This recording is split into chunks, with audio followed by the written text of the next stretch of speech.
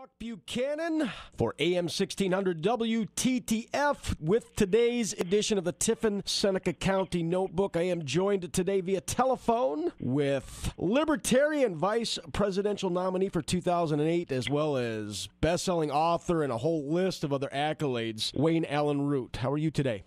I'm doing great, Buck, and you know what? I'd rather be introduced as the 2012 presidential hopeful for the Libertarian Party, because I think a little under 4 years from now, you've just met the newest Ross Perot. Oh, okay. Very good. I did see that on your website, which is rootforamerica.com. Pretty exciting then. You did not get the nomination in 2008, but with all the accolades and all the media coverage that you've been getting over the last several years now, that should be something you can lock up this time around?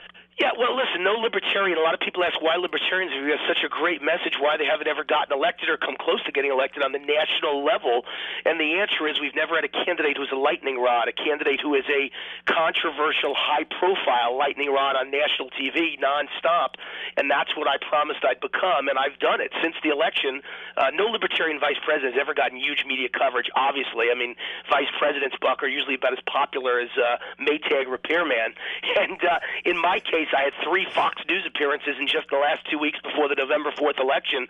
Unheard of, but what people didn't realize is that was just a small start. I've been on Fox News 30 times since the election, and I've become a regular weekly contributor to Savage Nation with Michael Savage, 8 million daily listeners. So I've got a platform no libertarian candidate has ever had heading into a presidential election. Excellent. Why don't you enlighten our listeners a little bit as to what the Libertarian Party stands for? Well, that's pretty simple. We believe in economic and personal freedom. You know, if you're a Republican, you believe in economic freedom, but unfortunately you believe in Big Brother to stare down everyone's bedrooms. And if you're a Democrat, you believe in a lot more freedom in the bedroom, but you believe economically you should steal from the rich and give to the poor. But, you know, no matter how you claim to position it or couch it, even if you claim you're Robin Hood, you're still stealing. You still should go to jail because it's our taxpayer money you're stealing to give from one group to another. So I would say pretty simply, libertarians believe in freedom on both ends of the aisle. If you listen to Republicans, they're always talking about how Democrats are trying to rule the world and take over our lives with global warming and spend too much on education. But if you listen to Republicans, they're trying to rule our lives by spending too much on the Pentagon and defense spending. I think the answer is a libertarian like me needs to get in office, Buck, and dramatically cut back on spending for education, which we've wasted trillions of dollars, dramatically cut back this idea of global warming and carbon taxes, and dramatically cut back Pentagon spending as well, because I think there's more waste in defense budget than any other budget combined in the entire United States of America. We got to cut it all if we're going to avoid bankruptcy and default as a nation. Excellent and very well stated, sir.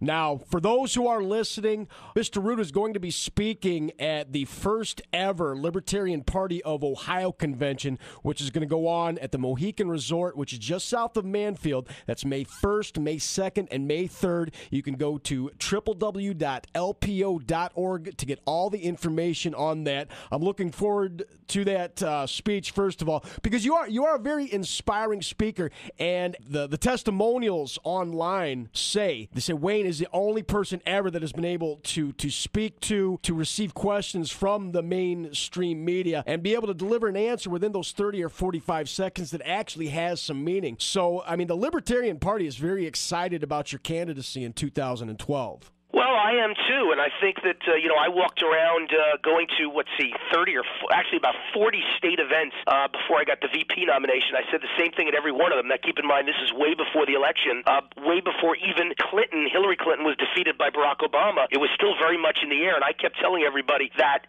the difference between making it on the national political stage and not making it is not your message, it's the messenger. And I used as the example my hero Barry Goldwater, one of the great messages of all time, but a lousy messenger. And the result is he lost in a landslide. Now you take the exact same message that Goldwater preached, that I preach today, by the way, you put it in the hands and the mouth of Ronald Reagan, and Reagan takes the same message and wins in 2 landslides. And I said, you may not know it yet, but the same thing's about to happen with Barack Obama. He's going to take George McGovern's ultra-left socialist message and sell it in such a way, because he's a good salesman and he's a good speaker and he's got a great image about him, and he's going to sell it in such a way that it's suddenly not going to sound like socialism, and he's going to get elected president. You watch, even though McGovern took the same message and got defeated in a landslide, and look what happened.